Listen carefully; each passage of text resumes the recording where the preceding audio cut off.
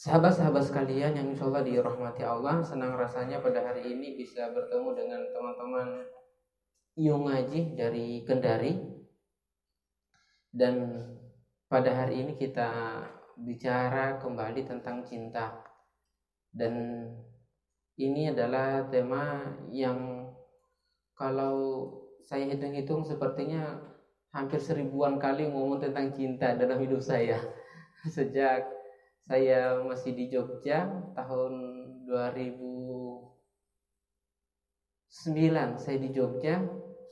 Kemudian saya menulis buku-buku tentang cinta, ada 72 buku yang sudah terbit. Dari 72 buku yang sudah terbit itu 50%-nya itu tema-tema tentang cinta. Dan karena saya menulis buku-buku tentang cinta, maka saya terdorong untuk bisa memahami lebih dalam biasanya tentang perilaku, tentang cinta pada anak-anak muda. Biasanya ada berbagai cara untuk melakukan hal itu. Misalnya saya pernah bekerja sama dengan teman-teman yang ada di UGM untuk mewawancara 700 orang yang pernah berpacaran. Dan hasilnya sangat mengerikan sekali kalau kita ungkap berbagai hasil survei itu. Kemudian selain dari survei langsung, biasanya kita mengumpulkan buku-buku yang berkaitan tentang cinta. Biasanya dalam menulis buku itu, saya tidak berani menulis satu buku sebelum bisa membaca minimal 25 judul buku yang berhubungan tentang masalah cinta. Misalnya kita menulis buku tentang calon Umi Soleha. Nah, kita harus mengumpulkan minimal 25 judul buku yang berhubungan dengan Umi Soleha, tentang wanita, baru bisa mengalir ide atau tulisan kita. Termasuk juga dalam hal soal sharing dengan berbagai pihak untuk bisa mengetahui karakter cinta ini. Dan memang bagi anak muda sekarang, ketika kita berbicara cinta, yang selalu saya ingatkan bahwa cinta itu tidak bisa dipandang sebelah mata efeknya.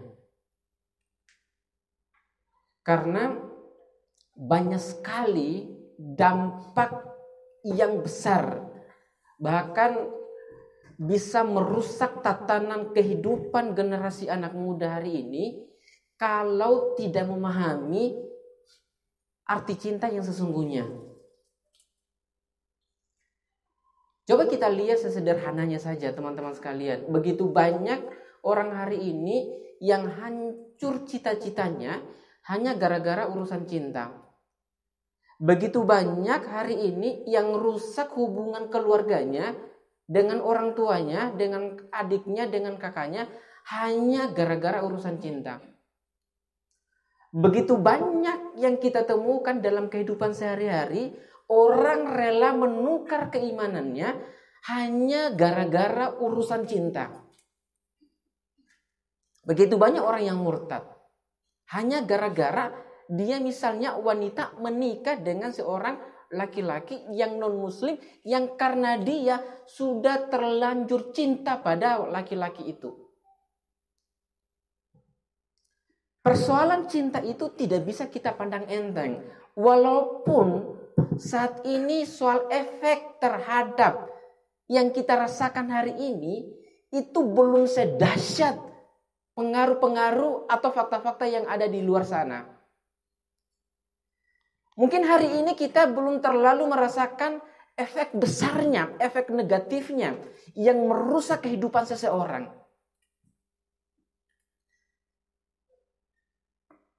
Mungkin kita belum merasakan sebagaimana misalnya laki-lakinya seperti novel Tenggelamnya Kapal Van der Wijk. Ya. Bagaimana perasaannya seorang laki-laki ketika dia sudah cinta kemudian ditinggal, dia sampai tidak bisa makan berhari-hari, dan itu bisa dialami oleh laki-laki. Bahkan seolah-olah sudah tidak ada semangat hidupnya. Mungkin laki-lakinya belum merasakan bagaimana Khalil Gibran Sebagaimana dia menulis banyak buku-buku tentang cinta dan saya biasa menjadikan referensi, dan dia tidak tahu siapa perempuan yang dia maksud di dalam buku Khalil Gibran itu. Mungkin kita tidak merasakan itu. Tetapi yang ingin saya jelaskan, ya, saya cuma ingin memberikan gambaran dulu efek bahaya tentang cinta ini, sekaligus mungkin membahas tentang efek positifnya tentang cinta ini. Kita tidak bisa pandang enteng. Begitu banyak korban hari ini, teman-teman sekalian, yang berawal dari cinta, yang dia rusak kehidupannya. Saya masih ingat dulu Mas Ivi Jayanto ketika melakukan survei di Yogyakarta, dan dia pernah memuat dalam buku Manajemen Cinta. Itu hasilnya sangat mengerikan sekali. Di Yogyakarta itu dia pernah mensurvei kampus-kampus besar di kota Jogja, UGM, UIN, UII, disurvei semua, dan hasilnya sangat mengerikan sekali, yaitu 98,03% mahasiswi Jogja setelah keluar dari bangku perkuliahan, mohon maaf, ternyata tidak perawan lagi. Itu 9.000 gadis yang diambil sampelnya. Ya, jadi banyak bisa dihitung jari. Itu lantaran kontroversinya penelitian Mas Ivi Jayanto dulu itu sangat heboh sekali. Mas Ivi pernah diundang berbagai media sampai salah satu radio swasta pada saat itu, dan diminta untuk mempertanggungjawabkan. Banyak sekali yang protes, cewek-ceweknya dari kalangan birokrasi, termasuk juga dari kalangan bapak-bapak. Pengusaha juga ada yang protes. Nah, yang lucu pada saat itu ada bapak-bapak yang protes. Dia mengatakan begini, saya itu tidak setuju dengan penelitian Mas Ivi Jayanto. Saya itu pengusaha kos-kosan terbesar di kota Jogja. Di UGM saya punya, di UMY saya punya, di UNY saya punya, di UI saya punya. Menurut saya 98,03% itu tidak benar. Karena menurut saya 100% mahasiswa Jogja itu tidak perawan lagi. Karena saya keliling katanya tiap malam, itu mengerikan sekali. Makanya mikir-mikir lagi nyari kalau alumni dari Jogja ya, bagusnya carinya yang ada di Bogor, karena hasilnya jauh lebih parah. Di Bogor itu, Radar Bogor itu saya masih ingat pernah merilis survei dari 10 gadis yang jalan, ya populasinya yang baik-baik tinggal 2 orang. Itu di Bogor. Di Ponorogo itu yang di pinggir-pinggir, itu mungkin di kota besar. Di Ponorogo itu agak jauh dari Surabaya, agak pinggiran, tapi juga sama. Ya, BBKBN itu pernah merilis survei dari 10 gadis yang jalan yang baik-baik tinggal 2 orang. Di Jakarta itu jauh lebih parah.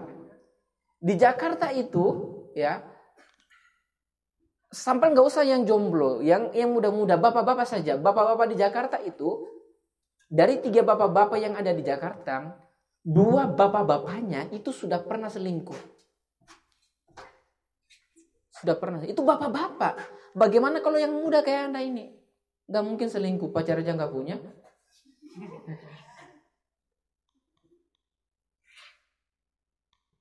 Dan ternyata itu merata hampir seluruh Indonesia.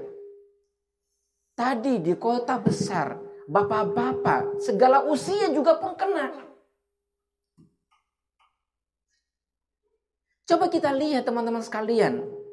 Ya, anak muda yang habis merantau, yang ada misalnya di wilayah timur. Ya, saya dari Muna, dan di desa Lohia, di kecamatan Lohia itu biasanya itu banyak bapak-bapak atau anak muda yang merantau di daerah wilayah timur. Dan saya dulu ya banyak tetangga-tetangga yang sakit. Dan ketika ada tetangga yang sakit, itu yang saya lakukan pertama, itu saya biasanya menghubungi teman saya yang ada di RUSUD Raha. Tes HIV atau AIDS ketika dia pulang dari wilayah timur. Dan itu ya ternyata hasilnya, kalau orang sakit setelah pulang dari misalnya wilayah Timur tadi banyak yang terkena, mohon maaf, penyakit HIV/AIDS. Ya.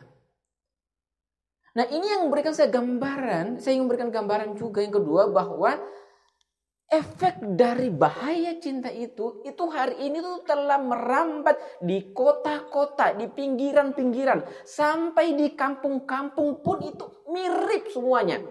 Dan ini terus bergelombang dan kita tidak tahu siapa saja hari ini yang bisa aman dari bahaya cinta yang tidak terkontrol ini. Tidak hanya menyerang anak muda, tapi fakta-fakta yang telah kita ungkapkan tadi itu, bapak-bapak pun bahkan yang masih kecil, ya kelas 6 SD sekarang, itu sudah mengerikan sekali. Ya, saya pernah dikirimkan screenshot percakapan di Facebook itu, panggilannya apa coba? Itu kelas 5 SD, panggilannya sudah Umi Abi. Itu izinnya mau apa? Saya ditunjukkan screenshot percakapannya begini. Umi, saya minta izin dulu ya. Mau kemana? Mau pergi main ke lereng. Masih main ke lereng, panggilannya sudah Umi Abi. Kalau sudah putus, lengkap sudah panggilannya janda duda. Nah, efek dari cinta itu tidak bisa kita pandang enteng. Dan memang hari ini itu bisa merambat pada semua kalangan. Dan bisa jadi kalau kita itu tidak punya keimanan, tidak sering mengikuti pengajian-pengajian hari ini, kitalah yang akan menjadi korban selanjutnya.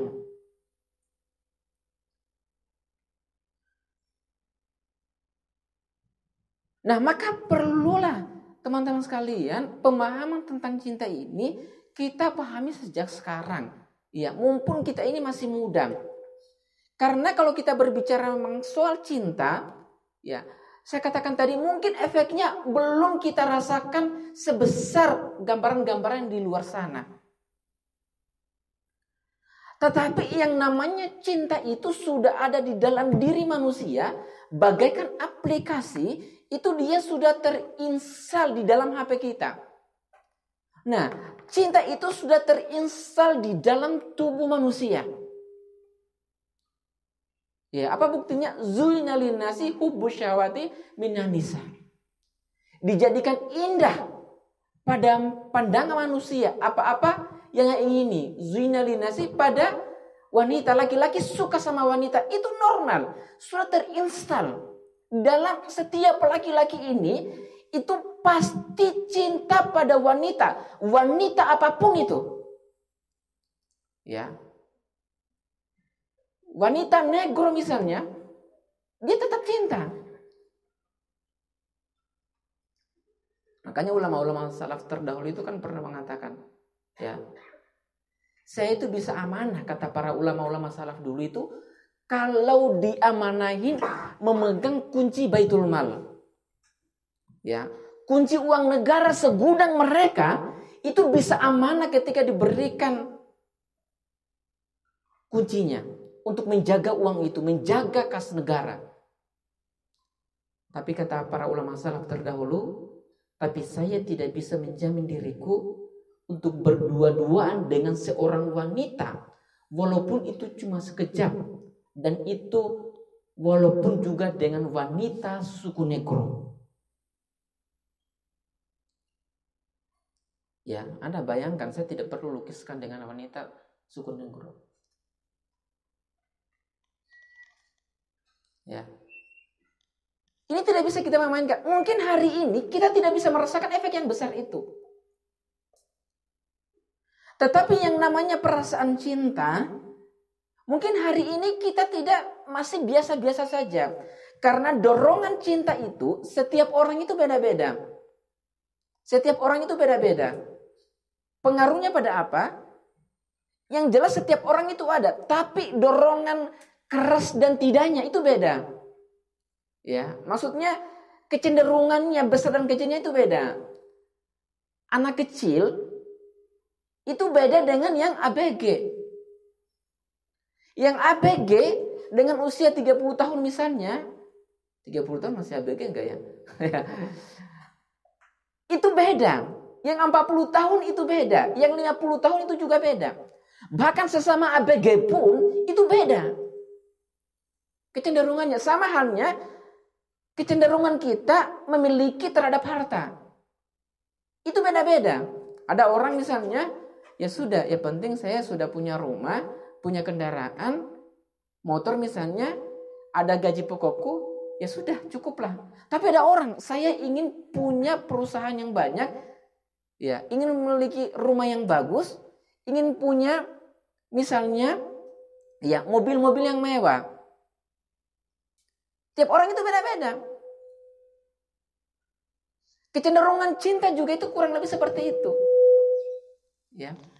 Kurang lebih seperti itu. Apa yang membedakan? Ya, yang membedakan bisa jadi faktor usia. Bisa jadi karena pengaruh maklumat sobiko atau informasi yang sudah masuk di dalam pikiran teman-teman. Contoh misalnya, ya, wanita-wanita misalnya yang di dalam kehidupan sehari-harinya itu lebih dekat atau lebih banyak informasi yang masuk tentang film-film drama Korea dibandingkan dengan misalnya seorang wanita yang lebih suka menghadiri pengajian-pengajian. Bisa jadi dorongan naluri ekspresi cintanya itu beda dengan wanita yang tadi walaupun sesama ABG. Laki-laki juga begitu. Laki-laki yang di dalam hidupnya itu disibukkan dengan masjid, disibukkan misalnya dengan Al-Quran, dibanding dengan laki-laki yang kehidupannya sehari-hari disibukkan dengan chat-chat pada lawan jenis, tanya kamu sudah makan hari ini, kamu lagi ngapain, kamu sudah pergi di kampus belum. Itu akan beda kecenderungannya. Karena naluri cinta itu sudah terinstal di dalam diri manusia, dia netral. Dia tidak serta-merta jelek, tidak serta-merta baik. Tergantung penggunaannya, bagaikan pisau. Pisau itu kalau kita gunakan untuk mengiris-ngiris bawang misalnya, mengiris-ngiris bumbu dapur, lalu kita sajikan misalnya makanan kepada orang tua kita atau orang-orang terdekat kita niatkan karena Allah bisa jadi pahala. Tapi pisau itu bisa menjadi bencana bagi kita kalau pisau itu kita gunakan untuk menusuk orang yang tidak bersalah. Sama halnya juga dengan cinta tadi, dia itu netral. Nah, karena itu teman-teman sekalian, perasaan cinta tadi yang dimiliki oleh anak muda hari ini itu tergantung pengarahannya itu diarahkan kemana. Dan kalau sudah cinta itu diarahkan secara bertahap, secara pelan-pelan pada pengaruh yang jelek, maka itu sulit, lama kelamaan itu makin sulit untuk dikendalikan. Kenapa saya katakan sangat sulit untuk dikendalikan dan dia akan semakin berkobar? Saya buktikan dalam buku saya yang berjudul Hati-hati Muslihat Lelaki, dan itu saya tanya ya kepada orang-orang yang berpacaran. Jangan mengira orang-orang yang berpacaran itu ya, atau misalnya seorang muslimah maupun ikhwan yang terjebak pada cinta yang salah itu hanya berawal dari langsung suka sama suka. Ternyata teman-teman sekalian, rasa cinta itu atau terjebaknya laki-laki dengan perempuan dalam cinta yang salah itu, rata-rata munculnya cinta itu tanpa babi bu, dan itu hasilnya adalah 82%. Jarang orang yang muncul rasa cinta itu, atau maksudnya jarang orang yang berpacaran itu muncul karena memang sudah cinta duluan sejak awal.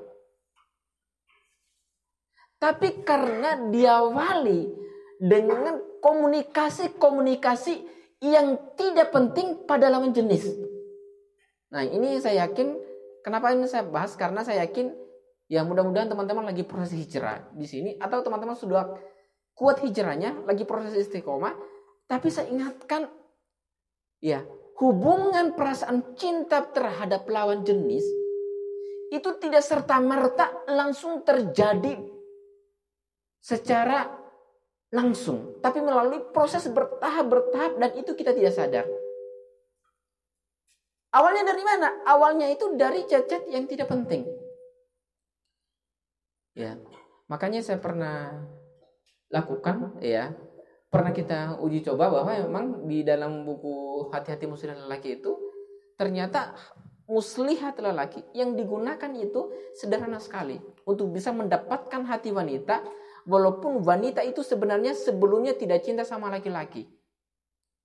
Ya, katanya lagunya Dewa itu kan, aku bisa membuat kamu jatuh cinta meski kau tak pernah cinta padaku. Ya, lanjutkan. Nah, seperti itu. Awalnya dari mana? Awalnya ini saya ingatkan, ya, wanita-wanita sederhana. Hanya berawal dari chat yang tidak penting atau komunikasi yang tidak penting. Misalnya laki-laki tanya, mohon maaf, hari ini apa kamu sudah makan? Jawabannya perempuan cuma satu huruf, iya. Keesokan harinya ditanya lagi, mohon maaf, hari ini apakah kamu sudah pergi di sekolah? Jawabannya perempuan cuma satu huruf, iya. Jangan lupa tidur hari ini, istirahat hari ini. Jawabannya perempuan cuma satu huruf, iya. Awalnya perempuan cuek, tapi kalau misalnya dia diserang terus dengan laki-laki chat-chat yang tidak penting selama 3 bulan berturut-turut, ke 3 bulan selanjutnya laki-laki kamu tidak usah chat sama wanita. Keesokan harinya bisa jadi wanita akan bertanya pada Anda, mohon maaf, hari ini kamu baik-baik saja kan? Kok tidak chat sama saya? Itu muslihatnya laki-laki. Makanya saya ingatkan pada wanita-wanita, kalau ada laki-laki yang chat kepada Anda itu tidak penting, jangan balas walaupun itu cuma satu huruf. Walaupun dengan kata ye. Laki-laki itu dia diberikan lampu merah saja, dia bisa nikung. Ya, dia bisa gaspol. Apalagi dia itu diberikan lampu hijau. Oh, ini ada tanda ini. Maju. Dan semakin dibuka komunikasinya, komunikasi yang tidak penting, yang tidak usah, nggak usah ngomong dulu saya cinta kamu, nggak usah ngomong itu. Ini saya ingatkan. Tetapi yang namanya cinta itu perlahan-lahan. Kata orang Jawa dulu, saya ingat itu pepatahnya, witing tresno jalarang suka kulino. Kalau sudah sering ketemuan, rasa cinta itu akan muncul. Makanya banyak mengatakan, apakah misalnya kalau bahas teori pernikahan itu banyak yang bertanya apakah bisa menikah tanpa ada rasa cinta dulu. Ya, saya menjawabnya bisa. Ya, kalau saya teorinya yang buku-buku saya pelajari itu bisa. Bisa tumbuh walaupun tanpa ada rasa cinta dulu. Tidak kenal laki-lakinya, tidak kenal perempuannya. Ternyata misalnya sudah istikharah, tiba-tiba datang laki-laki di rumah Anda. Ternyata dia datang menawarkan asuransi. Ya. Nah, atau misalnya kesekarangnya tiba-tiba dia datang untuk mengajukan lamaran dengan cara baik-baik. Ya, sudah istikharah, sudah ingin misalnya gitu. Ya, atau nagih utang ya. Nah,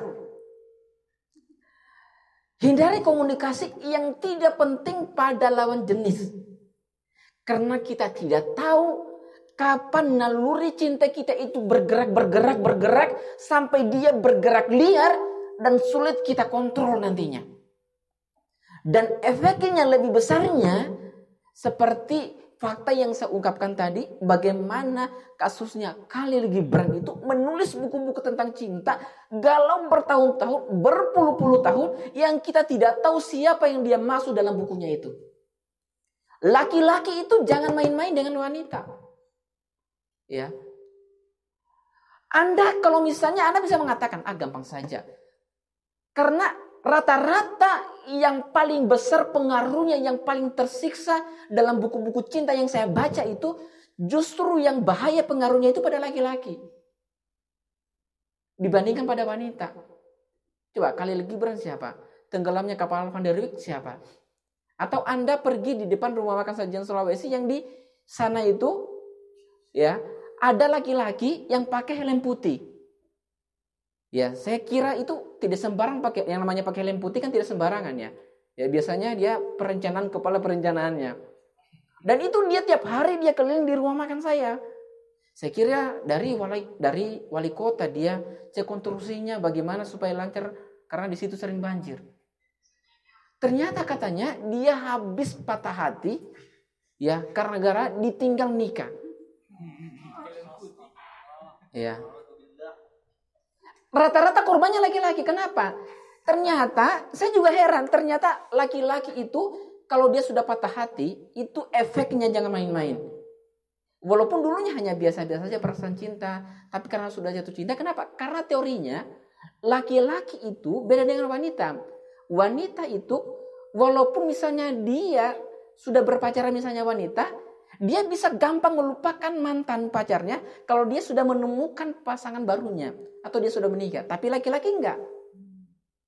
Laki-laki itu kalau Anda sudah punya mantan walaupun awal-awalnya enggak cinta, kemudian misalnya Anda cinta sekali selanjutnya karena terjalin komunikasi yang intens sampai Anda cinta banget, walaupun laki-lakinya itu sudah menikah dengan wanita lain, maka dia tetap cinta sama mantannya. Kenapa? Karena laki-laki itu dia bisa mencintai banyak wanita dalam satu waktu sekaligus. Betul? Bagaimana betul? Betul begitu enggak? Begitu enggak? Laki-laki itu dia lihat dalam ruangan ini ada yang cantik, dia jatuh cinta. Dia lihat lagi di HP-nya ada wanita yang chat, dia bisa jatuh cinta.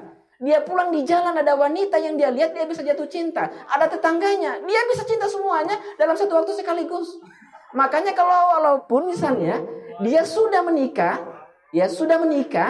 sudah punya istri yang cantik, tapi bisa jadi dia tetap cinta sama mantannya. Makanya jangan coba berikan cintamu pada wanita mumpung masih muda. Jangan coba umbar-umbar sembarangan. Nanti kamu ditarik, itu justru yang jadi korban itu laki-laki. Gampang, jangan kira mungkin gampang saya bisa kendalikan. Ya, banyak korbannya justru dari laki-laki. Ya, dan memang tipe laki-laki itu beda, tipe manusia itu kan beda ya.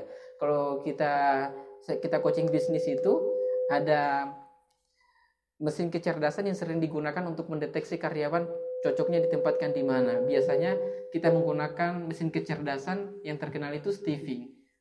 Steving salah satunya sensing, thinking, feeling. Ya salah satunya itu yang feeling. Ada orang yang suka feeling banget perasaannya. Makanya kalau sudah ditinggal itu sulit sekali. Nah, wanitanya juga begitu, ya. Jadi ini saya ingatkan pada laki-lakinya, gampang mas saya bisa kemana saja nanti kalau sudah putus, hati-hati.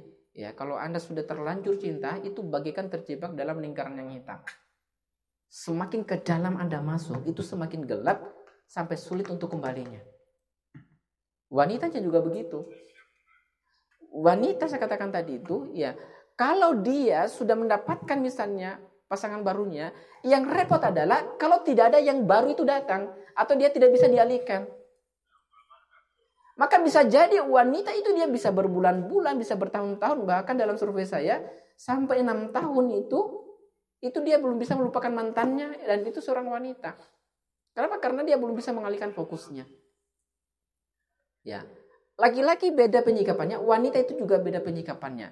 Fokus itu tidak harus misalnya pacar baru ya atau pasangan baru, tetapi pada kegiatan-kegiatan bermanfaat seperti hari ini, yaitu melakukan pengajian, ikut acara-acara, ya, baca buku, ya, ngaji dan sebagainya.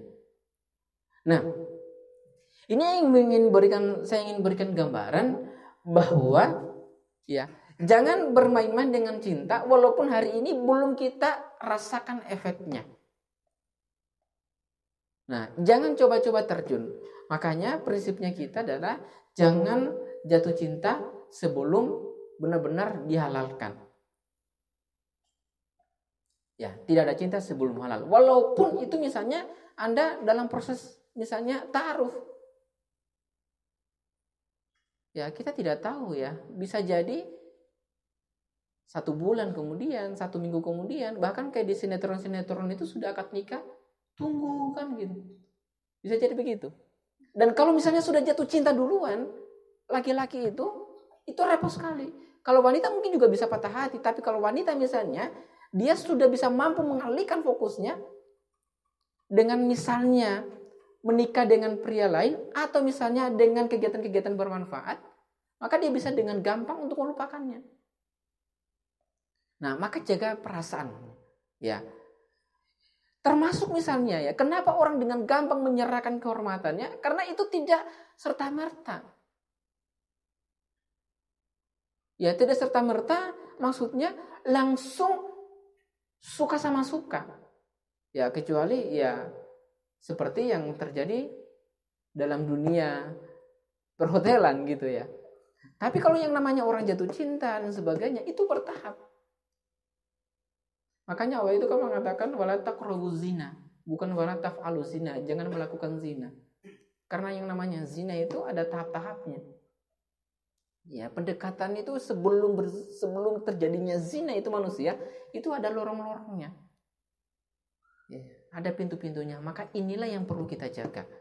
Nah, maka ya yang datang hari ini ada yang sudah proses hijrah, ya, ada yang sudah istiqomah, ya.